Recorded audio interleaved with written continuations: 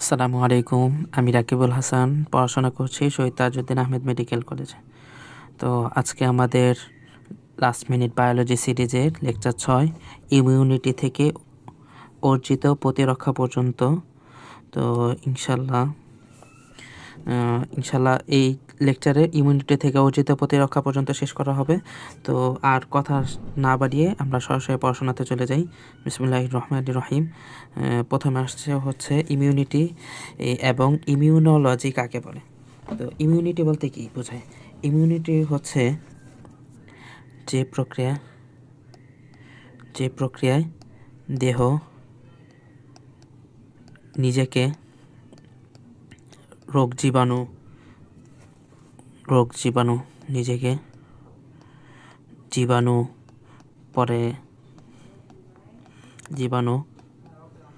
ও বিভিন্ন ও বিষাক্ত জিনিস থেকে নিজেকে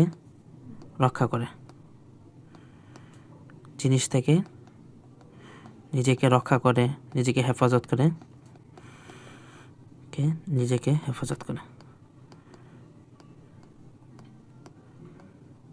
রক্ষা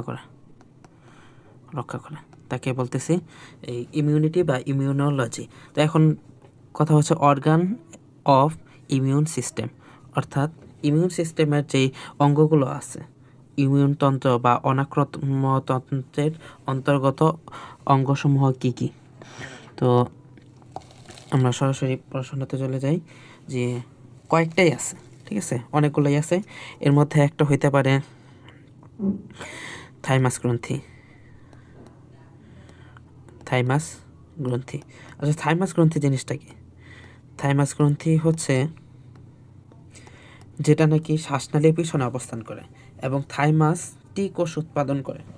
আচ্ছা, থাইমাসের কোনটা হইতে পারে? থাইমাসের আমরা ইসে থেকে বলি, এই যে থাইমাস গ্রন্থি, ঠিক আছে, এটা হচ্ছে থাইমাস গ্রন্থি, থাইমাস গ্রন্থি। আচ্ছা, আর কি কি হইতে পারে অর্গান অফ ইমিউন সিস্টেম? 2 নম্বর হচ্ছে অ্যাডিনয়েড গ্রন্থি, অ্যাডিনয়েডস। আচ্ছা, অ্যাডিনয়েডস কোথায়? নাসিকা নালীর পিছনে অবস্থান করে, নাসিকা নালীর পিছনে, এই যে এটা হচ্ছে অ্যাডিনয়েডস।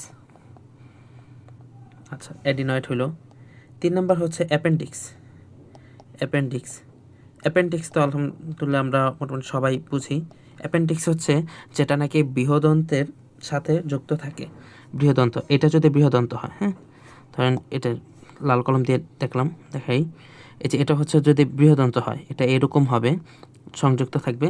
তো যাই হোক, বৃহদন্তের সাথে সংযুক্ত থাকে। তো বৃহদন্তের সাথে সংযুক্ত, যেমন ধরেন এই যে এটা সংযুক্ত আছে, সেই হিসাবে এটা কি? অ্যাপেন্ডিক্স।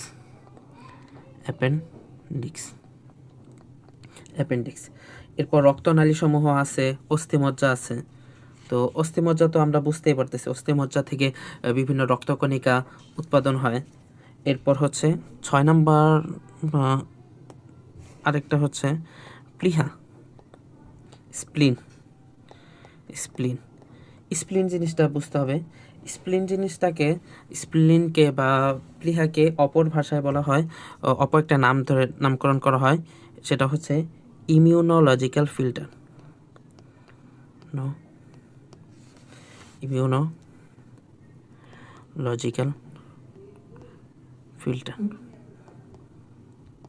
Immunological filter.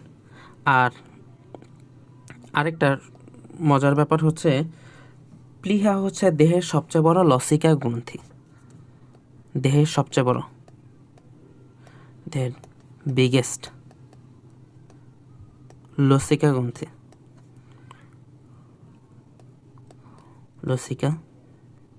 গ্রন্থি। এখন বলেন তো, আপনাদের কাছে একটা আমার প্রশ্ন থাকবে, দেহের সবচেয়ে বড় গ্রন্থি তাহলে কোনটা? আপনি এটা কমেন্টে উত্তর দিবেন, আমি ইনশাল্লাহ অ্যান্সারটা দিয়ে দিব কমেন্টেই। তো যাই হোক, পরে হচ্ছে টনসিল আছে। আচ্ছা, স্প্লিনের দেখি, স্প্লিন কোনটাকে বলা হয়? স্প্লিন বা প্লিহা, এই যে এটাকে বলা হচ্ছে প্লিহা, এটা হচ্ছে স্প্লিন বা প্লিহা। এরপর আর কি কি হইতে পারে? টনসিল, 5 টনসিল, টনসিল হইতে পারে। এরপর লসিক্যানালি হইতে পারে, পিয়ার্স প্যাচ হতে পারে। তো পিয়ার্স প্যাচ কোনটা? ক্ষুদ্রান্তে অবস্থিত বিশেষ ধরনের লসিকা টিস্যুগুচ্ছ। আচ্ছা, এরপরে এগুলো বাকিগুলো আমরা বুঝতে পারবো ইনশাল্লাহ, পরে এসে যাই। অনাক্রম্যতন্ত্রের কোষসমূহ ও এদের উৎপাদ। আচ্ছা, অনাক্রম্যতন্ত্রের কোষসমূহ অর্থাৎ কোন কোন কোষ এগুলোর সাথে এই অনাক্রম্যতন্ত্রের সাথে যুক্ত হয়। তো এটা বিভিন্ন হইতে পারে, কয়েকটাই আছে। তো এর মধ্যে একটা হচ্ছে লিম্ফোসাইট, উল্লেখযোগ্য। তো লিম্ফোসাইটের মধ্যেও কয়েকটা প্রকার আছে। লিম্ফোসাইট 3 ধরনের হয়, 3 ধরন। লিম্ফোসাইট 3 ধরনের। আচ্ছা, 1 নম্বর হচ্ছে টি কোষ। টি কোষ হচ্ছে, টি কোষ কাকে বলে? টি কোষ হচ্ছে যেসব লিম্ফোসাইট কোষ থাইমাসে বড় হয়, থাইমাসে বড় হয়, থাইমাসে বড় হয়, সেটাকে বলা হচ্ছে টি কোষ। আচ্ছা, টি কোষের মধ্যে কয়েকটা প্রকার হইতে পারে। এক হইতে পারে হেল্পার কোষ, T1 হেল্পার সেল। 2 নম্বর হইতে পারে T2 helper cell, H for helper, সাহায্যকারী কোষ। আচ্ছা, 3 নম্বর হইতে পারে সাইটোটক্সিক টি কোষ, বা আমরা টিসি দিয়ে বলতে পারি, C ফর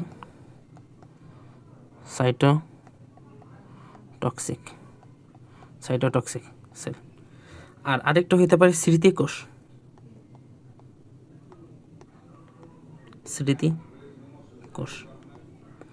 এখন জিনিসটা বুঝি, কি কি বুঝতেছি। আমরা কলম চেঞ্জ করি। এই 2টা কোষ, এর থেকে নাম থেকে বুঝতে পারছি হেল্প করবে, তাই না? টি কোষ জিনিসটা কি?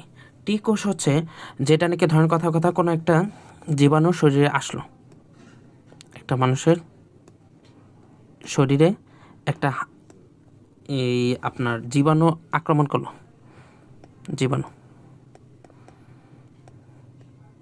ঠিক আছে? এই জিনিসটা আক্রমণ করলো, ধরেন এই যে এখানে আক্রমণ করলো এটা। তো জীবাণু যদি আক্রমণ করে, তো টি কোষ করবে কি? এটা সরাসরি গিয়ে, ধরেন এটা যদি টি সেল হয়, সরাসরি গিয়ে এটা আক্রমণ করবে এবং সরাসরি আক্রমণ করে এই সেলটাকে ধ্বংস করে ফেলবে, ঠিক আছে? তো এই যে ধ্বংস করতেছে হচ্ছে টিসি সরাসরি ধ্বংস করতেছে। আর T1H আর T2H এরা হচ্ছে এই কাজটাকে সহযোগিতা করতেছে। আর স্মৃতিকোষটা হচ্ছে এই জায়গায় যে ও যেভাবে যেই প্রসেসটাতে এই এটাকে ধ্বংস করছে, ওই প্রসেসটা সে মনে রাখবে এবং পরবর্তী সময়ে যখন নাকি এই জীবাণু যদি আবারও আসে, তখন এই স্মৃতিকোষ করবে কি, ওই মেমোরি দিয়ে এবং ওই একই প্রসেস দিয়ে ওই মানে ওই জীবাণুটাকে ধ্বংস করবে, ঠিক আছে? এটা হচ্ছে টি কোষ। আর বি কোষ কি? বি কোষ হচ্ছে ধরেন যেসব কোষ অস্থিমজ্জায় বড় হয়,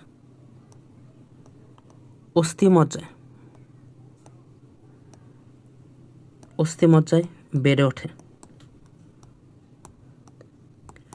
অস্থিমজ্জা বলতে তো আমরা বুঝতেই পারতেছি বোন মেরো, ঠিক আছে? বোন মেরো, সেই হিসেবে ওর নাম আসলো বি কোষ। আচ্ছা, বি কোষ কি হয়? বি কোষটা হচ্ছে অ্যান্টিজেনের বিরুদ্ধে কাজ করে,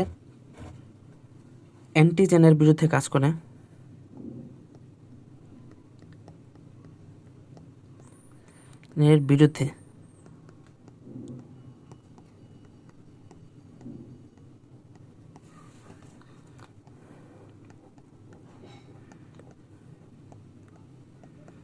আচ্ছা, অ্যান্টিজেন বলতে এখানে কি বোঝাইতেছে যে আমরা লাস্ট লেকচারে সম্ভবত পড়ছি যে অ্যান্টিজেনটা হচ্ছে লোহিত রক্তকণিকায় থাকে, তাই না? বডির লোহিত রক্তকণিকায় থাকে হচ্ছে অ্যান্টিজেন, আর প্লাজমাতে থাকে হচ্ছে অ্যান্টিবডি। তো এই অ্যান্টিজেন কি ওই অ্যান্টিজেন? উত্তর হচ্ছে না। এটা হচ্ছে অ্যান্টিজেন বলতে বোঝাইতেছে হচ্ছে বাইরের জীবাণু বা ইত্যাদি, ঠিক আছে? অর্থাৎ বহিস্থ অ্যান্টিজেন এটা আসবে। তো এটার বিরুদ্ধে কাজ করে কিভাবে? অ্যান্টিবডির মাধ্যমে অ্যান্টিবডি দিয়ে। এই যে বি কোষ, তো বি কোষ হচ্ছে একটা সময় বড় হইলে সেটা প্লাজমা কোষে পরিণত হয়, প্লাজমা সেলে পরিণত হয়। তো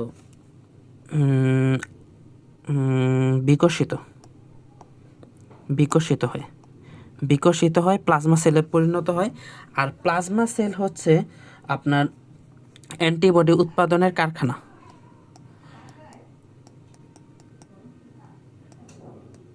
অ্যান্টিবডি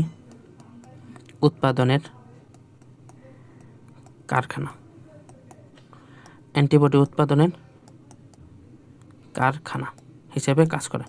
অর্থাৎ ওভারঅল সামাইটা বলি, বি কোষ আর টি কোষের মধ্যে পার্থক্য কি? টি কোষটা সরাসরি গিয়ে এই জীবাণুটাকে ধ্বংস করবে, আর বি কোষটা ওই অ্যান্টিজেন বা জীবাণু যাই বলি না কেন, জীবাণুটাকে ধ্বংস করবে, কিন্তু সরাসরি না। ও অ্যান্টিবডি দিয়ে কাজটা করবে, অ্যান্টিবডি তৈরি করবে। এই প্লাজমা সেল মানে বি কোষটাই তো বড় হয়ে প্লাজমা সেলে পরিণত হয়। তো প্লাজমা সেল থেকে অ্যান্টিবডি তৈরি হবে এবং অ্যান্টিবডিকে ওই জীবাণুটাকে ধ্বংস করবে, ঠিক আছে? আর অ্যান্টিবডি কিসের মাধ্যমে প্রবাহিত হয়? সারা শরীরে প্রবাহিত হয় কি দিয়ে? রক্ত দিয়ে। সেই হিসেবে বি কোষের যেই এই সিস্টেমটা আছে এই ধ্বংস করার, তো ওইটাকে হিউমোরাল সিস্টেমও বলা হয়। হিউমোরাল, ঠিক আছে, রক্তের সাথে সম্পর্কিত যেহেতু। আর তো হিউমোরাল মানে হচ্ছে রস নির্ভর, অর্থাৎ রস নির্ভর ইমিউনিটি সৃষ্টি করে। আর এই টি কোষ কী করে? টি কোষ হচ্ছে সাইটোটক্সিক ইমিউনিটি বা কোষ নির্ভর, লাল কলম দিয়ে লিখি, কোষ নির্ভর ইমিউনিটি। কোষ নির্ভর ব্যাপারটা তো বুঝছি, অর্থাৎ যেহেতু এটা সরাসরি গিয়ে কোষটাকে ধ্বংস করে, সেই হিসেবে এটাকে নাম দিয়েছে কোষ নির্ভর ইমিউনিটি। আর ওদিকে যেহেতু এই সরাসরি কোষটা গিয়ে ধ্বংস করতেছে, মানে কোষটা সরাসরি গিয়ে জীবাণুটাকে ধ্বংস করতেছে না, বরং রস বা রক্তের মাধ্যমে গিয়ে ধ্বংস করতেছে, এই জন্য এটার নাম দিয়েছি আমরা হিউমেরাল বা রস নির্ভর। তো সামনে যাই, টি কোষ আর বি কোষের মধ্যে পার্থক্য কি? টি কোষ আর বি কোষের মধ্যে পার্থক্য, আরেকটা জিনিস হচ্ছে প্রাকৃতিক মারণ কোষ বা ঘাতক কোষটা বাকি রয়ে গেছে। প্রাকৃতিক মারণ কোষ বা ঘাতক কোষ, এই জিনিসটা হচ্ছে এটা যে কোনো শত্রুর বিরুদ্ধেই কাজ করবে, খুবই ডেঞ্জারাস, লিখে রাখলাম আগে, ডেঞ্জারাস, ঠিক আছে? এটা হচ্ছে ভাইরাস ধ্বংস করে, ভাইরাস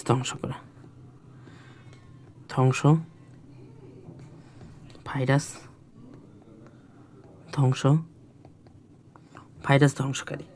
আচ্ছা, আর কি কি প্রাকৃতিক মারণ কোষ থেকে কি কি নির্গত হয়? সাইটোটক্সিন, পারফোডিন, গ্রানাইজিন।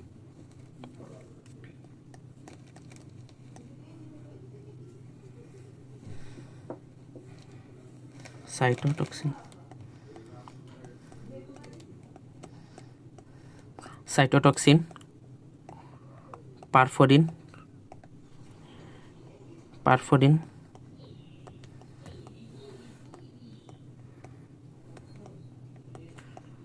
ও গ্রানাইজিন।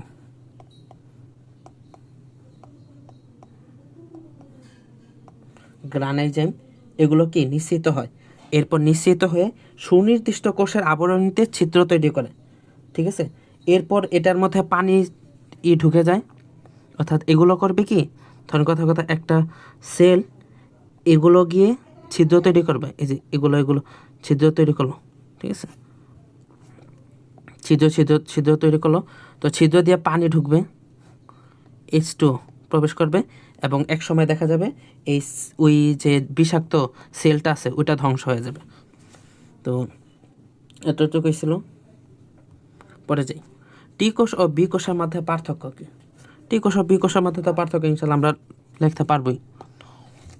কি কি? টি কোষ হচ্ছে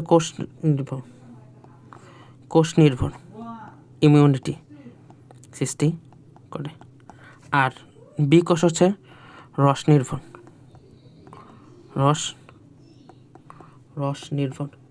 আচ্ছা, কোথায় পরিণতি লাভ করে? পরিণতি এটা হচ্ছে টি কোষ থাইমাস গ্রন্থিতে, থাইমাসে, টি ফর থাইমাস, ঠিক আছে। আর এই বি কোষ কোথায়? বি ফর বার্সাল লিম্ফয়েড অর্গানে, লিম্ফয়েড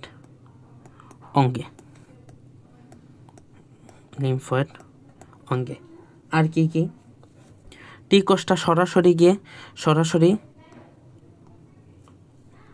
সরাসরি নিয়ন্ত্রণ করে ওই জীবাণুকে, আর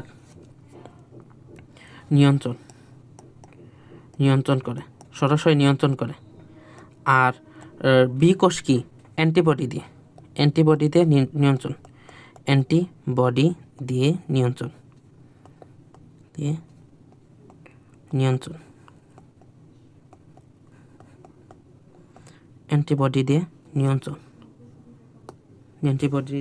নিয়ন্ত্রণ করে। আচ্ছা, টি কোষ থেকে কি কি হইতে পারে? সংস্পর্শে নির্দিষ্ট অ্যান্টিজেনের সংস্পর্শে টি কোষ ক্লোন তৈরি করে, যেটার মধ্যে কিলার টি সেল থাকে, পরে হচ্ছে হেল্পার টি কোষ থাকে, সাপ্রেসর টি কোষ থাকে, মেমোরি টি কোষ থাকে। সাপ্রেসর টি কোষ কি?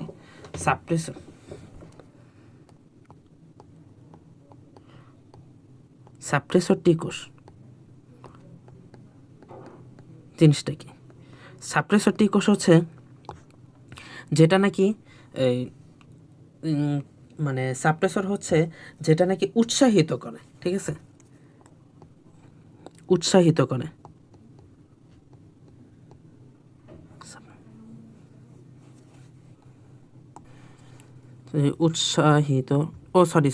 সাপ্রেসর টি কোষ মানে হচ্ছে যেটা নাকি নিয়ন্ত্রণ করে রোগ জীবাণু, আর কি রোগ জীবাণু নিয়ন্ত্রণ করে। আচ্ছা, আর মেমোরি টি কোষ থাকে, আর এদিকে কি কি থাকে, অর্থাৎ এই জায়গায় কি কি থাকে? কিলার টি, এরপর হচ্ছে আর কি কি থাকতে পারে? হেল্পার টি, এরপর আর কি কি থাকতে পারে? সাপ্রেসর টি, এরপর আবার হচ্ছে মেমোরি টি,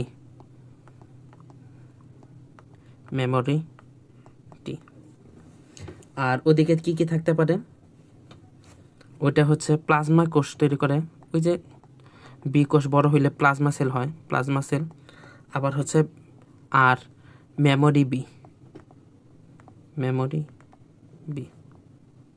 কিছুক্ষণ পরে আমরা ইনশাল্লাহ পড়ব যে টি কোষ বি কোষ দুইটাই হচ্ছে 3 নাম্বার প্রতিরক্ষার ক্ষেত্রে কাজ করে, প্রতিরক্ষা প্রাচীর হিসাবে কাজ করে। এই জিনিসটা কিছুক্ষণ পরে পড়বো। তো যেগুলো বুঝে আসে নাই এটা ইনশাল্লাহ কিছুক্ষণের মধ্যে বুঝে আসবে, সো নো টেনশন। এখন মানবদেহের প্রতিরক্ষা ব্যবস্থা হচ্ছে 2 ধরনের: সুনির্দিষ্ট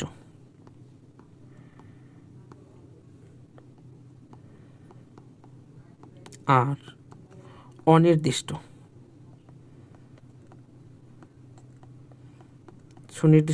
অনির্দিষ্ট। আচ্ছা, সুনির্দিষ্ট বলতে কি বুঝাইতে?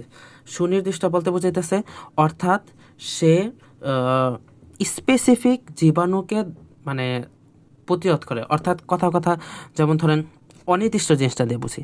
অনির্দিষ্ট বলতে বুঝাইতেছে ও রোগ জীবাণু আসুক বা ভালো ব্যাকটেরিয়া আসুক বা যেই আসুক, ও ওইটাকে প্রতিরোধ করবে, থামাই দিবে। ঠিক আছে, ও সবাইকে থামাই দিবে। অর্থাৎ ভালো খারাপ সবাইকেই সবাইকেই প্রতিরোধ করবে, সবাইকে ভিতরে আসা থেকে প্রতিরোধ করবে, ভিতরে আসতে বাধা দিবে, বাধা দিবে, বাধা দিবে। আর সুনির্দিষ্ট হচ্ছে শুধুমাত্র খারাপদেরকে, অর্থাৎ রোগ জীবাণু এগুলোকে কি খারাপটাকেই আসতে বাধা দিবে। ঠিক আছে, তো এই জিনিসটা বুঝি। প্রতিরক্ষা ব্যবস্থা প্রতিরক্ষা ব্যবস্থা এখানে বলতেছে দুই প্রকার, সহজাত প্রতিরক্ষা ব্যবস্থা আর অর্জিত প্রতিরক্ষা ব্যবস্থা। আচ্ছা, সহজাত প্রতিরক্ষা ব্যবস্থা বলতে কি? যেই প্রতিরক্ষা ব্যবস্থাটা জন্মগতভাবে আমরা প্রাপ্ত, জন্মগতভাবে পাই। অর্থাৎ আমরা যখন ছোটোবেলায় আছি, ছোটোবেলা থেকেই এই জিনিসটা, এই প্রতিরক্ষা ব্যবস্থাটা আছে। আর অর্জিত প্রতিরক্ষা ব্যবস্থাটা কি? অর্জিত প্রতিরক্ষা ব্যবস্থাটা হচ্ছে যেটা নাকি জন্মগতভাবে নয়, জন্মগতভাবে না, বরং এটা সময়ে সময়ে এক্সপিরিয়েন্সের মাধ্যমে এই প্রতিরক্ষাটা তৈরি হয়। তো এই জিনিসটা হচ্ছে দাঁড়ান, কথা একটু পরে বলি, আগে সামনে যাই। নন স্পেসিফিক জিনিসটা কি? অনির্দিষ্ট, যেটা এইমাত্র আলোচনা হলো, এজন অনির্দিষ্ট, আর এটা হচ্ছে স্পেসিফিক, সুনির্দিষ্ট। আচ্ছা, প্রতিরক্ষা ব্যবস্থা আমাদের তিন ধরনের, বডিতে তিনটা প্রতিরক্ষা স্তর আছে। এক হচ্ছে প্রথম প্রতিরক্ষা স্তর, দুই নাম্বার আর 3 নাম্বার। আচ্ছা, প্রথম প্রতিরক্ষা স্তরটা হচ্ছে নন স্পেসিফিক। প্রথম প্রতিরক্ষা স্তরের মধ্যে এগুলো আছে: ত্বক আছে, লোম আছে, সিলি আছে, অস্ত্র আছে, সিরুমেন আছে। সিরুমেন মানে কি? কানের মোম, অর্থাৎ আমাদের কানের কর্ণকুহরে যে এই হলুদ বাদামি রঙের যে একটা খৈল আছে, আমরা কানের খৈল বলি, কানের খৈল। ঠিক আছে, তো এটার মাধ্যমে কি হয় যে যখন নাকি কোনো রোগ জীবাণু, মানে রোগ জীবাণু না, মানে কোনো জীবাণু ঢুকলো, তখন এই খোলের সাথে মিলে এটা একটা দলা হয়ে যায়, তখন এটা কান থেকে বের হয়ে যায়। তো এর মাধ্যমে কি হয় যে কানের মধ্যে জীবাণুটা ঢুকতে পারলো না। ঠিক আছে, তো লাইসোজাইম একটা এনজাইম, সিলিয়া হচ্ছে পশম। ঠিক আছে, যেমন ধরেন আমাদের নাকের মধ্যে পশম থাকে, তো এটার মাধ্যমে কি হয় যে বাইরে থেকে যে রোগ, মানে ধুলাবালির ঢুকতে নিলে তখন দেখা যাইতেছে নাকের ভিতরে যে সিলি আছে ওগুলোতে আটকে যায়। ঠিক আছে, যার কারণে ভিতরে রোগ জীবাণু বা ধুলাবালি ঢুকতে পারে না। আর লোম তো বুঝতেই পারতেছি, ত্বক হচ্ছে বাইরের যে আবরণটা আমাদের। আচ্ছা, ত্বক নিয়ে আমাদের আরও বিস্তারিতভাবে আলোচনা কিছুক্ষণ পরে হবে। তো পোস্টসিগনালি অ্যাসিড, এনজাইম এগুলো সহজ বুঝতে পারতেছে। মাইক্রোবায়োম, মলত্যাগ, বমি। মাইক্রোবায়োম জিনিসটা কি? মাইক্রোবায়োমটা হচ্ছে ধরেন কথা কোনো একটা মানে জীবাণু তো ধরেন ব্যাকটেরিয়া দুই ধরনের নিতে হয়। একটা ভালো ব্যাকটেরিয়া যেটা নাকি শরীরের জন্য উপকারী, আরেকটা হচ্ছে ক্ষতিকর। এখন দেখা যাইতেছে ক্ষতিকর ব্যাকটেরিয়াও আছে, এই যেটা নাকি উপকার করে এরকম ব্যাকটেরিয়াও আছে। এখন দুইটারই কি খাবার দরকার? তো দেখা যাইতেছে ওরা ভালো যে উপকারী যে ব্যাকটেরিয়াটা আছে, আবার ক্ষতিকর যে ব্যাকটেরিয়াটা আছে, দুইটাই পরস্পর প্রতিযোগিতা করে খাবারের জন্য। তো এক সময় দেখা যাইতেছে যে খাবারের ধরেন অভাবের কারণেও অনেকগুলো খারাপ বা ক্ষতিকর ব্যাকটেরিয়া আছে যেগুলো অনেকে ধ্বংস হয়ে যায়। তো এটাকে বলতেছে আমরা মাইক্রোবায়োম। আর এটা হচ্ছে প্রথম প্রতিরক্ষা স্তর। দ্বিতীয় প্রতিরক্ষা স্তর কি? যেটা নাকি এই যে ফ্যাগোসাইট মানে কি? ফ্যাগ মানে হচ্ছে খাওয়া, সাইট মানে হচ্ছে কোষ, কোনো একটা কোষ, অর্থাৎ কোনো ক্ষতিকর কোষ খাওয়া, ক্ষতিকর কোষ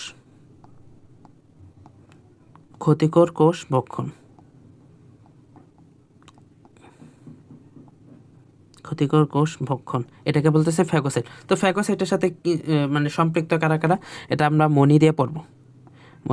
মতে হচ্ছে ই মনোসাইট, নিতে হচ্ছে নিউট্রোফিল। এখন দেখেন এই জায়গায় লেখা আছে ম্যাক্রোফেজ, আমি বলতেছি মনোসাইট।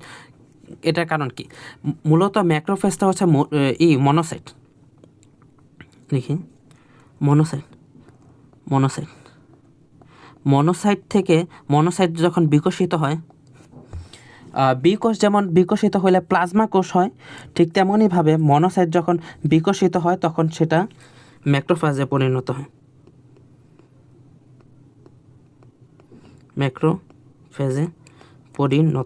ম্যাক্রোফেজে পরিণত হয়। আচ্ছা, তো আর কি সহজাত মারণ কোষ, এই জিনিসটা তো বুঝছি, ন্যাচারাল কিলার সেল। ঠিক আছে, এটাকে বলতেছে ন্যাচারাল কিলার সেল। তো এটা হচ্ছে বিশেষ করে আপনার এই ভাইরাসের ক্ষেত্রে খুব এফেক্টিভ হয়। তো যেটা বলতেছিলাম, সহজাত মারণ কোষ এটা ভাইরাসের ক্ষেত্রেও এটা বিশেষ সেল আর কি। টিউমার ও ভাইরাস আক্রান্ত কোষের বিরুদ্ধে এটা কাজ করে। ঠিক আছে, এর বিরুদ্ধে কাজ করে। আর আরেকটা জিনিস হচ্ছে, ন্যাচারাল কিলার সেল কোনো ফ্যাগোসাইট না। এটা কোনো ফ্যাগোসাইট না।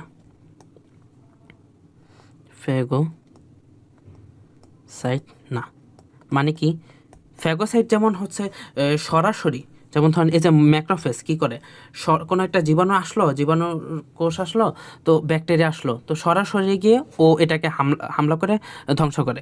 কিন্তু এই আপনার ন্যাচারাল কিলার সেল হচ্ছে ফ্যাগোসাইট না।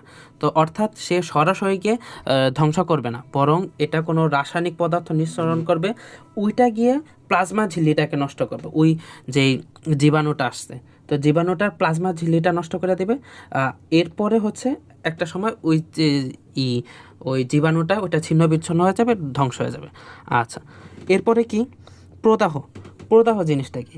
অর্থাৎ টিস্যুর যে কোনো ধরনের ক্ষতি হলে যদি যে ধরনের একটা ঘটনা হয়, ঠিক আছে, তো এটা তো আমরা বুঝতেই পারতেছি। অর্থাৎ কোনো একটা জায়গায় যদি আমাদের হয়, কোনো জায়গায় ক্ষত সৃষ্টি হয় বা ইত্যাদি ক্ষতি হয়, তো কি হয়? প্রথমে হচ্ছে ফার্স্টে লাল হয়।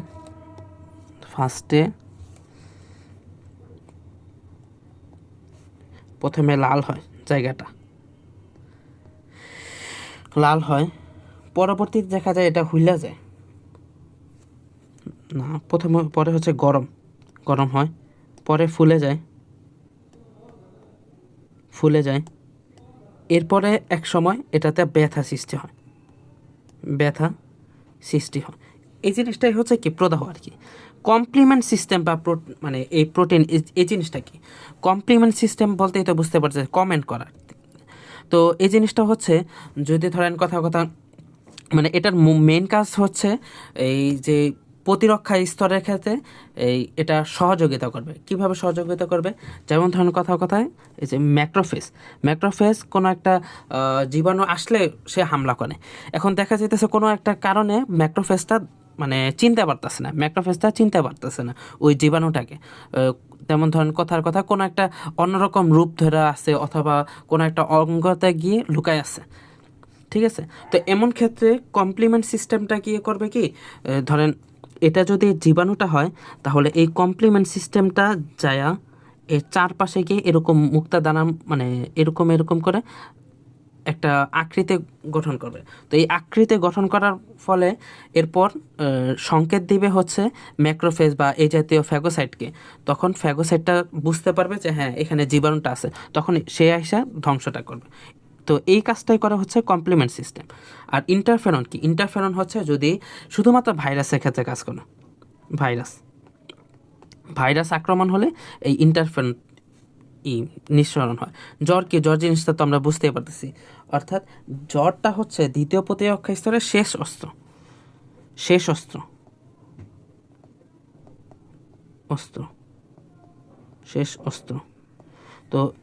তো মেন একটা কথা কি, যদি বইয়ের মধ্যে একটা জিনিস লেখা আছে, যদি এরকম হয় 102 থেকে 104 ডিগ্রি ফারেনহাইট পর্যন্ত জ্বর কি সাধারণত দেহের উপকারই করে। আচ্ছা, এটা উপকার কিভাবে করে? যে জ্বরের মাধ্যমে দেহকোষের যে বিপাকীয় হার, দেহের বিপাকীয় হাড়টা বাইরে যাইতেছে, পরে আবার টিস্যুর যে ক্ষয়পূরণ আছে তো এটাকে তাড়াতাড়ি হইতেছে। এগুলোর মাধ্যমে জ্বরটা দেহের মানে উপকার সাধন করে। রক্ততঞ্চন বলতে তো আমরা বুঝতে পারতেছি, কোথা থেকে রক্ত যদি মানে কোথাও শরীরে কোথাও ক্ষত হইলো তো রক্ত নিঃসরণ হইতেছে। তো এক সময় এই মানে রক্ততঞ্চন কি করে, রক্তটা জমাট বাঁধায় ফেলে। সাইটোকাইন কি অ্যাকুইট ফেজ প্রোটিন এগুলো দরকার নেই। আর তৃতীয় প্রতিরক্ষা স্তর জিনিসটা কি, তৃতীয় প্রতিরক্ষা স্তরের মধ্যে আছে হচ্ছে লিম্ফোসাইটস তো আমরা বুঝতেই পারছি, যেগুলো নাকি মারামারি করে। তো অ্যান্টিবডি হচ্ছে এই অ্যান্টিজেনের বিরুদ্ধে কাজ করবে। আর স্মৃতিকোষ হচ্ছে এই পুরো প্রসেসটা কিছুক্ষণ আগে যা বলা হলো যে কিভাবে হইলো, প্রসেসটা কিভাবে ধ্বংস করলো ওই জীবাণুটাকে, ওই জিনিসটা মনে রেখে এরপর মানে প্রথম অবস্থায় জিনিসটা বুঝতে ওই তৃতীয় প্রতিরক্ষা স্তরে, যদি ধরেন কথা প্রথম প্রতিরক্ষা স্তরে ভেদ করে ফেলো, দ্বিতীয় প্রতিরক্ষা স্তরও ভেদ করে ফেলো কোনো একটা জীবাণু, তখন তৃতীয় প্রতিরক্ষা স্তরে আসে। তখন তৃতীয় প্রতিরক্ষা স্তর একটু সময় নেয় জিনিসটা বুঝতে যে কিভাবে কি হইতেছে না হইতেছে। তো মোটামুটি ধরেন কথা 2টা সপ্তাহ লাগলো, 2টা সপ্তাহ লাগলো। তো 2টা সপ্তাহের মধ্যে সে এটার বিরুদ্ধে প্রতিরক্ষা মানে যে প্রাচীর এটা গঠন করে ফেলে। তো প্রথমবার তো একটু সময় লাগলো, কিন্তু এর পরবর্তীতে এই যে স্মৃতিকোষটা আছে না, স্মৃতিকোষটা করবে কি, কিভাবে প্রসেসটা সম্পন্ন হয়েছে ওই জিনিসটা মনে রাখবে। এবং ইন ফিউচারে যদি কোনো কারণে আবার ওই জীবাণুটা আসে তখন দেখা যাবে স্মৃতিকোষ সেটা আবার ওই মেমোরি থেকে আপলোড করে জিনিসটাকে তৎক্ষণাৎ ধ্বংস করে ফেলবে। ঠিক আছে, তো এটা ছিল কি কি থাকে। আর এখন দেখেন প্রথম প্রতিরক্ষা স্তর, দ্বিতীয় প্রতিরক্ষা স্তর জিনিসটা হচ্ছে নন স্পেসিফিক বলতে তো বুঝলামই যে অর্থাৎ প্রথম প্রতিরক্ষা স্তর এবং দ্বিতীয় প্রতিরক্ষা স্তরে কোনো প্রকার করে না, কি বলে মানে বাছ বিচার করে না, ভালো হোক বা খারাপ হোক সব কিছুকে ওরা জীবাণু মনে করে জিনিসটাকে ওরা বাধা দেয়, জিনিসটা ভিতরে ঢুকতে বাধা দেয়। আর কিন্তু এই তৃতীয় প্রতিরক্ষা স্তর এটা হচ্ছে স্পেসিফিক, অর্থাৎ সে মানে আপনার কি বলে যে প্রতিরক্ষা স্তর অর্থাৎ সে শুধুমাত্র জীবাণুদেরকেই ভিতরে আসতে বাধা দেয়। তো তো প্রথম প্রতিরক্ষা স্তর তো বাধা দেয় নর্মালি, দ্বিতীয় প্রতিরক্ষা স্তর বাধা দেয় কিন্তু সে অ্যান্টিবডি তৈরি করে না। এটা আমি লাল কালি দিয়ে লিখলাম, অ্যান্টিবডি তৈরি করে না, কিন্তু তৃতীয় প্রতিরক্ষা স্তরে দেখা যায় সে অ্যান্টিবডি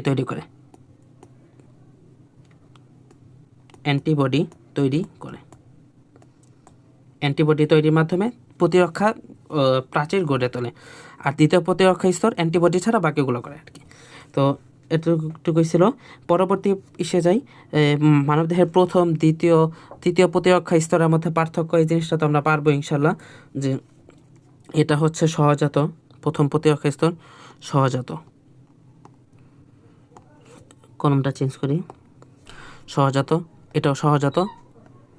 কিন্তু তৃতীয় প্রতিরক্ষা স্তর হচ্ছে অর্জিত, অর্থাৎ সে এক্সপিরিয়েন্স হয়ে ওই জিনিসটা মনে রাখে, এর পরবর্তীতে ওই এক্সপিরিয়েন্স থেকে ওই যেই জীবাণুটা আছে জীবাণুটাকে ধ্বংস করে। আচ্ছা, জন্মগতভাবে প্রাপ্ত এটাও জন্মগতভাবে প্রাপ্ত, কিন্তু এটা কি জন্মের পর নির্দিষ্ট উদ্দীপনার প্রভাবে, অর্থাৎ যে নির্দিষ্ট একটা রোগের যখন সে এক্সপিরিয়েন্স হইলো, সে যখন এটাতে পড়লো তখন আস্তে আস্তে জিনিসটার উপর সে মানে এই প্রতিরক্ষা স্তরটা গড়ে উঠলো। আচ্ছা, নন স্পেসিফিক কোনটা জিনিসটা আমরা বুঝতে পারছি। তো এগুলো ইনশাল্লাহ বই রিডিং দিলে আমরা পাইরা যাব। আর এখন আসলো হচ্ছে দেহের প্রতিরক্ষায় ত্বকের ভূমিকা। ত্বক জিনিসটা কি, ত্বক হচ্ছে প্রথম প্রতিরক্ষা স্তর। আচ্ছা, প্রথম প্রতিরক্ষা স্তর তো আমরা মাত্র বললাম যে নন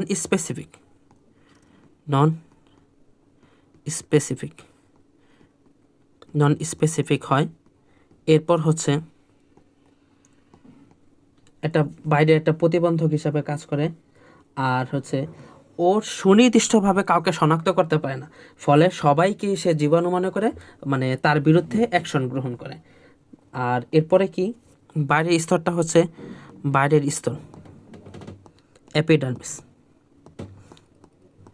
এটা তো নতুন কথা নয়, এপিডার্মিস কোনটা, এটা টিস্যুর চ্যাপ্টারও আমরা ইনশাল্লাহ পড়ব। এপিডার্মিস, এপিডার্মিস, আচ্ছা এপিডার্মিস।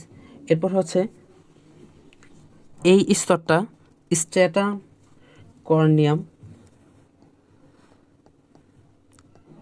কর্নিয়াম হিসেবেও পরিচিত, কর্নিয়াম হিসেবেও পরিচিত, স্ট্র্যাটাম কর্নিয়াম হিসেবে পরিচিত। এটা একটা হর্নি স্তর যেটা নাকি মৃত ও চাপা কোষ নিয়ে গঠিত।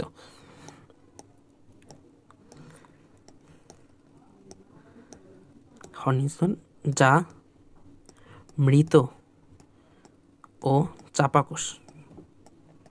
চাপা কোষে গঠিত। অর্থাৎ আমাদের যে বাইরের লেয়ারটা আছে চামড়া ত্বকের, ওইটা কিন্তু মৃত কোষ, ঠিক আছে, মৃত কোষ। তো দেখেন না কিছুদিন পর পর চামড়া কি চেঞ্জ হয়, কোষ নিয়ে গঠিত। আচ্ছা, এরপর কি কি আর জিনিস, এখানে ত্বকের মধ্যে থাকে ম্যালানিন। ম্যালানিন জিনিসটা কি করে?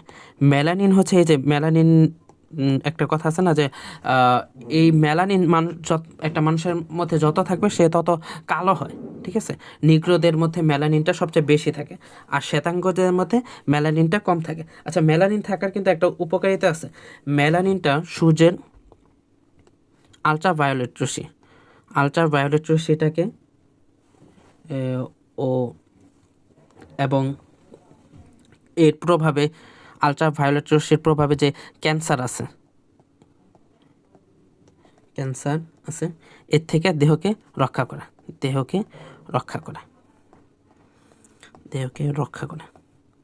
আচ্ছা, আর কি কি? আর হচ্ছে ত্বকের মধ্যে কোন জায়গায় কোন অংশে কোন এনজাইম থাকে, ব্যাকটেরিয়া নাশক থাকে, এটাও পড়তে হবে। যেমন ধরেন অশ্রু ও লালাতে লাইসোজাইম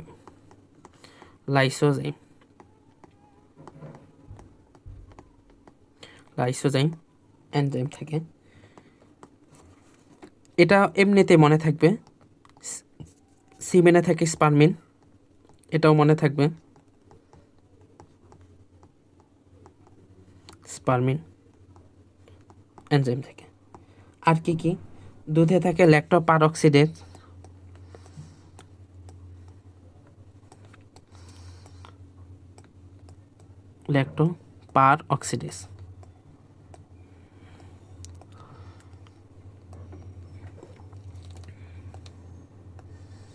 পারঅক্সিডেজ থাকে। তো দুধ যেখানে আছে, ল্যাকটোজ মানে কি? দুধ না, দুধের শর্করাকে কি বলে? ল্যাকটোজ। তো সেই হিসাবে এটাও মনে রাখা যাবে। তো আর কানের ভিতরে যে স্তরটা আছে সিরোমিনাস গ্রন্থি, যেখান থেকে মানে সিরোমিনাস গ্রন্থি যেটা আছে ওইটাও তো কি ত্বক না? ওই জায়গা থেকে সিরোমেন বা কানের মোম তৈরি হয়, বের হয়, ওইটা কি বাইরে জীবাণু থেকে রক্ষা করে। এই জিনিসটা আমরা ইনশাল্লাহ নিজেই পারবো। এরপরে দেখি। আচ্ছা, ফ্যাগোসাইটোসিস প্রক্রিয়াটা, এটা ভালো করে পড়তে হবে। ফ্যাগোসাইটিক প্রক্রিয়াটা কয়েকটা ধাপের সম্পন্ন হয়। এক নম্বর হচ্ছে সংক্রমিত স্থানে, অর্থাৎ কোনো একটা স্থানে, ধরেন কথা কারো হাতে একটা জীবাণু আসলো, ওই সংক্রমিত স্থানে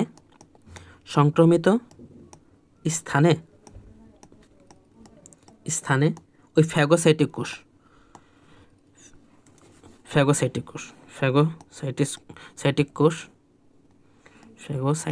কোষ এটাকে আগমন করে আসে।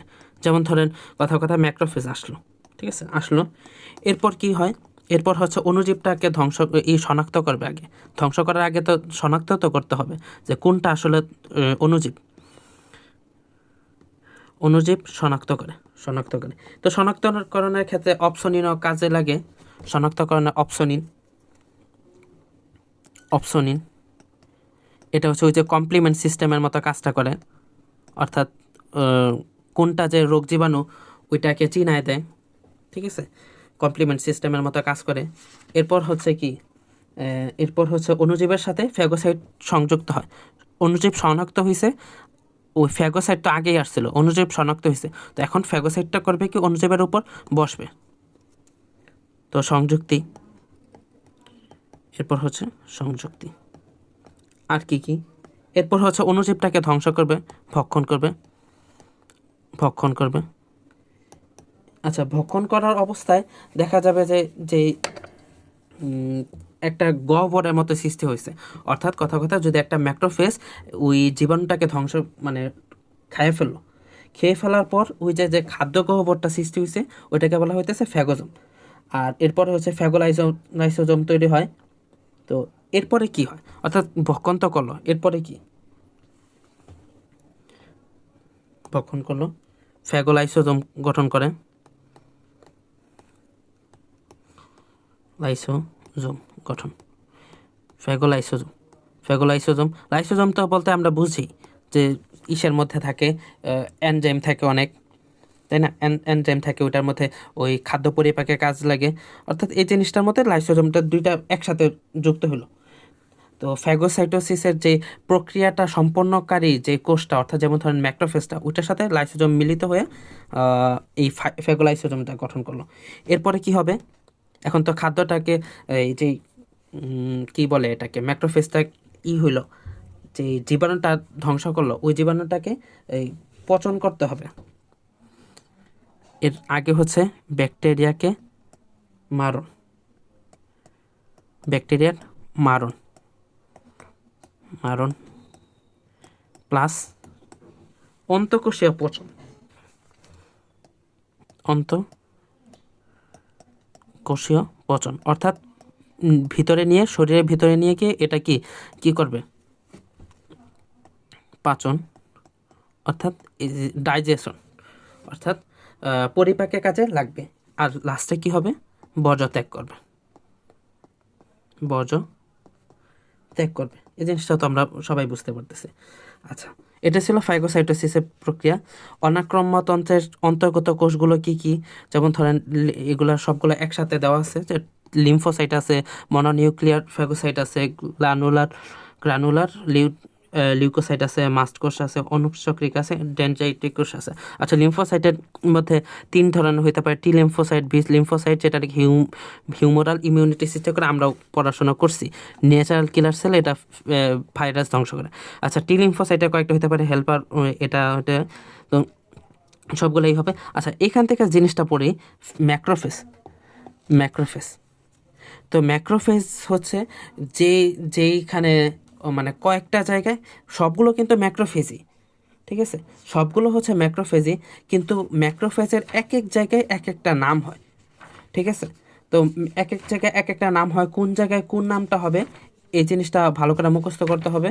এটা আসলে অনেক বেশি এমসিকিউতে আসে। তো এখানে ফার্স্টে আসছে কুফার সেল কোন জায়গায়, যকৃতে যে ম্যাক্রোফেজ আছে ওইটাকে কুফার সেল বলে। হিস্টিওসাইট কোনটা, যোজক টিস্যুর ম্যাক্রোফেজ, ওইটাকে বলা হয় হিস্টিওসাইট, যোজক টিস্যু। আচ্ছা, অ্যালভিওলার তো বুঝতেই পারতেছি, অ্যালভিওলার ম্যাক্রোফেজ অ্যালভিওলাসে থাকে। অস্টিওক্লাস্ট কোনটা, অস্টিওক্লাস্ট হচ্ছে অস্থির ম্যাক্রোফেজ। মেসেঞ্জিয়াল কোষ কোনটা, মেসেঞ্জিয়াল হচ্ছে বৃক্কের, কিডনির ম্যাক্রোফেজকে বলা হয় মেসেঞ্জিয়াল কোষ। আর মাইক্রোগ্লিয়াল, এটা কোনটা, এটা হচ্ছে মস্তিষ্ক, ব্রেনের ম্যাক্রোফেজকে বলা হয় মাইক্রোগ্লিয়াল কোষ। আচ্ছা, ডেনড্রাইটিক কোষ, এটা আমাদের কোনো কিছু দরকার নেই, এটাও বিভিন্ন জায়গায় বিভিন্ন নামকরণ হয়, ল্যাঙ্গারহ্যান্স কোষ হয়, এটার হচ্ছে মিউকাস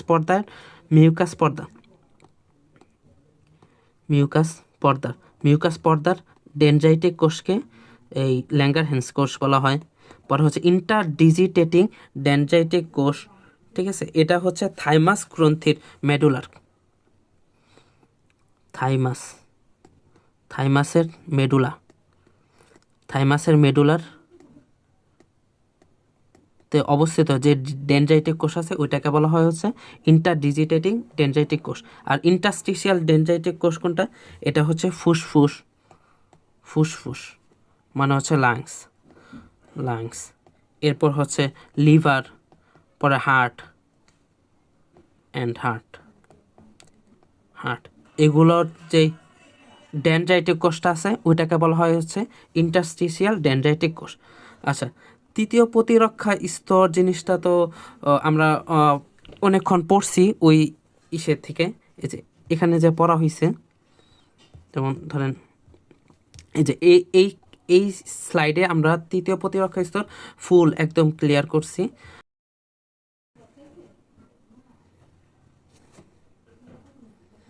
তো সহজাত প্রতিরক্ষা স্তর এগুলো তো আমরা বুঝতেই পারতেছি। অর্জিত প্রতিরক্ষা ও বুঝতে পারছি, সক্রিয় প্রতিরক্ষা আর অক্রিয় প্রতিরক্ষা এই জিনিসটা একটু বুঝতে হবে। অর্জিত প্রতিরক্ষা জিনিসটা তো বুঝলামই, কিন্তু অর্জিত প্রতিরক্ষাও আবার দুইটা ধাপে বিভক্ত। একটা হচ্ছে সক্রিয় প্রতিরক্ষা, সক্রিয় প্রতিরক্ষা, আর আরেকটা হচ্ছে পরোক্ষ বা অক্রিয় প্রতিরক্ষা। সক্রিয় প্রতিরক্ষা জিনিসটা বুঝবো কীভাবে? এটা মেইন কথা হচ্ছে নিজের বডিতে, নিজ বডিতে সৃষ্টি, নিজ বডিতে তৈরি, নিজ বডিতে তৈরি হলে সেটাকে বলা হচ্ছে সক্রিয় প্রতিরক্ষা। আচ্ছা, সক্রিয় প্রতিরক্ষা যেমন ধরেন এটাও আবার দুই প্রকার সক্রিয় প্রতিরক্ষা, প্রাকৃতিক আবার হচ্ছে কৃত্রিম।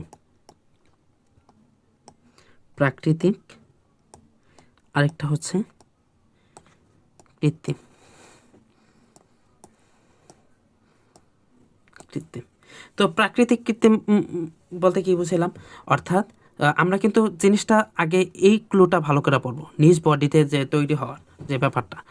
তো প্রাকৃতিকভাবে অর্থাৎ অর্থাৎ নিজ থেকে যখন নাকি প্রকৃতি মানে প্রাকৃতিকভাবে নিজ বডিতে তৈরি হবে। যেমন ধরি উদাহরণ দিলে বুঝবো, উদাহরণ হচ্ছে হাসপাতাল, এক্সাম্পল হচ্ছে হসপিটাল। হসপিটালে যে যদি যাওয়া হয় তো হসপিটালের মধ্যে কি অসংখ্য রোগ জীবাণু থাকে। তো যখন রোগ জীবাণু মানে নিজেদের বডি যখন রোগ জীবাণুর সম্মুখীন হয় তখন এই রোগ জীবাণুটা যখন শরীরে আসে তখন আস্তে আস্তে ওইটার বিরুদ্ধে প্রতিরক্ষা ব্যবস্থা গ্রহণ করতে করতে এক সময় ওই আমাদের বডিটা ওই প্রতিরক্ষা বা ওই রোগ জীবাণুর বিরুদ্ধে মানে যে প্রতিরক্ষা যা গ্রহণ করতে হয় ওই ব্যাপারে ইউজড হয়ে যায়। তো সেই হিসাবে এটা কি নিজ বডিতেই তৈরি হলো যে প্রতিরক্ষা ব্যবস্থা, সেই হিসাবে এটাকে বলতেছে প্রাকৃতিক সক্রিয় প্রতিরক্ষা। আর কৃত্রিম প্রতিরক্ষা ব্যবস্থা বলতে কি বুঝাইতেছে, অর্থাৎ এটা নিজের বডিতেই তৈরি হইতেছে কিন্তু প্রাকৃতিকভাবে না, বরং ভ্যাকসিন নেওয়ার পর। ভ্যাকসিন ভ্যাকসিন নেওয়ার পর, ভ্যাকসিন বলতে কি বোঝায়? ভ্যাকসিন অর্থাৎ জিনিসটা হচ্ছে একটা মৃত জীবাণু ওইটাকে ইনজেক্ট করতেছে আমাদের বডিতে। তো ইনজেক্ট করার ফলে কি হয় যে ওই ওই জিনিসটা ওই যে জীবাণুটা কিন্তু মৃত, যার কারণে এটা আমাদের শরীরের উপর কোনো বিরূপ প্রতিক্রিয়া সৃষ্টি করতে পারে না। কিন্তু আমাদের বডিতে কি লাভটা হয়, আমাদের বডিটা যখন এই জীবাণুটার সম্মুখীন হয় তখন এটার বিরুদ্ধে প্রতিরক্ষা ব্যবস্থা গড়ে তোলে। তখন একটা সময় মানে প্রতিরক্ষা যে তৈরি হয়েছে এটা কিন্তু আমাদের বডিতেই, কিন্তু নিজে নিজে না, বরং ওই যখন নাকি ভ্যাকসিনেশনের মাধ্যমে আমাদের বডিতে ওই জীবাণুটা আসছে এরপর আমাদের বডি ওই প্রতিরক্ষাটা গ্রহণ করছে। তো সেই হিসাবে আমরা বলতে সেটাকে কৃত্রিম। আর পরোক্ষ বা অক্রিয় এটাও আবার দুই প্রকার হয়, দুই প্রকার, প্রাকৃতিক প্রাকৃতিক আরেকটা হচ্ছে কৃত্রিম। প্রাকৃতিক আরেকটা হচ্ছে কৃত্রিম। নিজ এই অক্রিয় প্রতিরক্ষা কোনটা, এটা হচ্ছে এটার উল্টাটা, অর্থাৎ নিজ বডিতে তৈরি হয় না, নিজ বডিতে তৈরি হয় না, তৈরি হয় না, তৈরি হয় না। আচ্ছা, এই জিনিসটা বুঝি, অর্থাৎ অন্যের বডিতে তৈরি হবে এবং ওইটা শুধু আমাদের বডিতে ট্রান্সফার হবে। এটা দুই প্রকার হইতে পারে, একটা হচ্ছে প্রাকৃতিকভাবে, অর্থাৎ প্রাকৃতিকভাবেই জিনিসটা আমাদের শরীরে আসতেছে, ওইটা কীরকম হইতে পারে, যেমন ধরেন শাল দুধ। শাল দুধ বলতে বোঝায় কি, ওই যে জন্মের পর যেই নতুন যে দুধটা আছে মায়ের বুক থেকে যে আমরা দুধটা পান করি এটাকে বলতেছে হচ্ছে শাল দুধ। তো এটার মাধ্যমে কি হয় যে মায়ের শরীর থেকে অ্যান্টিবডি আমাদের শিশুর শরীরে প্রবেশ করে। তো এটা কি মানে যে অ্যান্টিবডি বা প্রতিরক্ষা ব্যবস্থাটা এটা কিন্তু তৈরি হইতেছে এই মায়ের বডিতে, কিন্তু ওইটা প্রাকৃতিকভাবেই ট্রান্সফার হইতেছে এই বাচ্চার বডিতে। সেই হিসাবে এটা হচ্ছে পরোক্ষ প্রাকৃতিক। আর কৃত্রিম কোনটা, কৃত্রিম হচ্ছে যেমন ধরেন কথা কারো এরকম হলো কি যে করোনা ভাইরাস হলো, করোনা হইলো হইলো।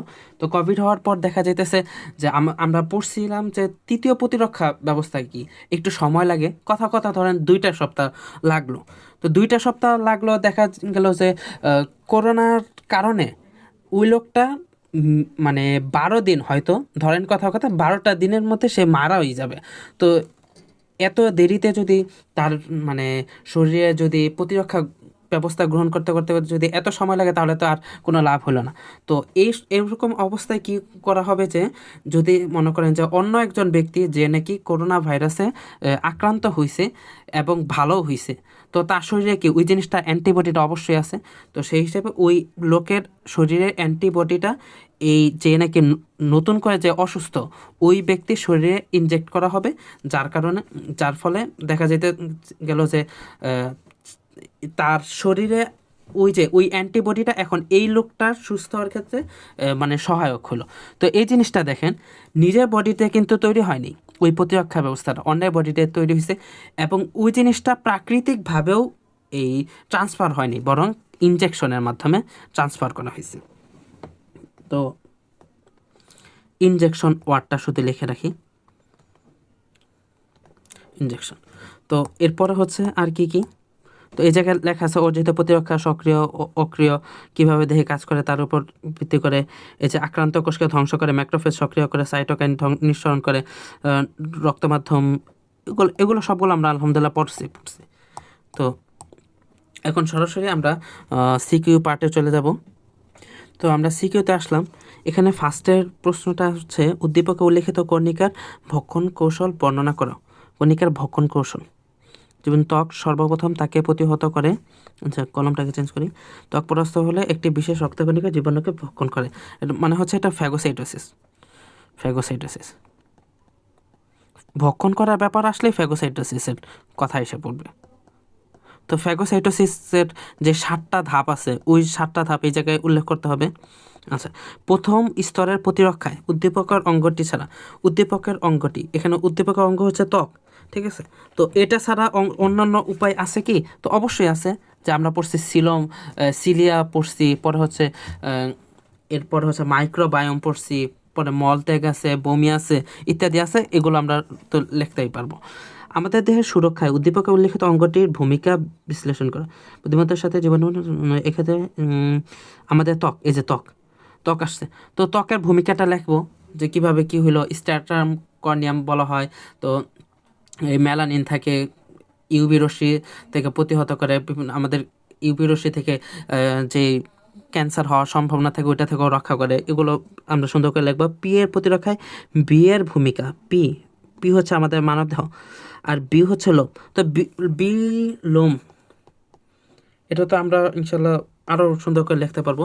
লোম কি থাকে, ওই যে ধরেন কথা কথা আমাদের নাকের মধ্যে সিলিয়া থাকে, পর আরও শ্বাসতন্ত্রের মধ্যে সিলিয়া থাকে, ওইগুলো কি বাইরে যে ধুলাবালি বা রোগ জীবাণু এগুলোকে থামায় দেয়। পরে এটা সুন্দর করে আরও সুন্দর করে লিখতে পারো। মানুষের বেঁচে থাকার জন্য উদ্দীপক তন্ত্রতে ভূমিকা বিশ্লেষণ করো।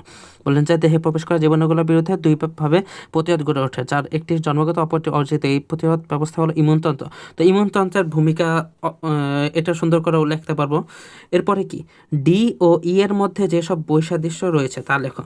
ডি আর ই, ডি হচ্ছে সহজাত প্রতিরক্ষা, ই হচ্ছে অর্জিত প্রতিরক্ষা। এটা তো আমরা ইনশাল্লাহ আরও সুন্দর করে পারবো, এটা সময় নিয়ে বোঝানো হয়েছে। তো তো শেষ হয়ে গেল, তো আমরা শেষ পর্যায়ে এসে গেছি। তো এতক্ষণ সাথে থাকার জন্য ধন্যবাদ। তো আজকের ভিডিও এতটুকুই থাকুক, পরবর্তী লেকচার দেখার জন্য আহ্বান জানিয়ে আজকের ভিডিও এখানে শেষ করছি। আসসালামু আলাইকুম রহমতুল্লাহ।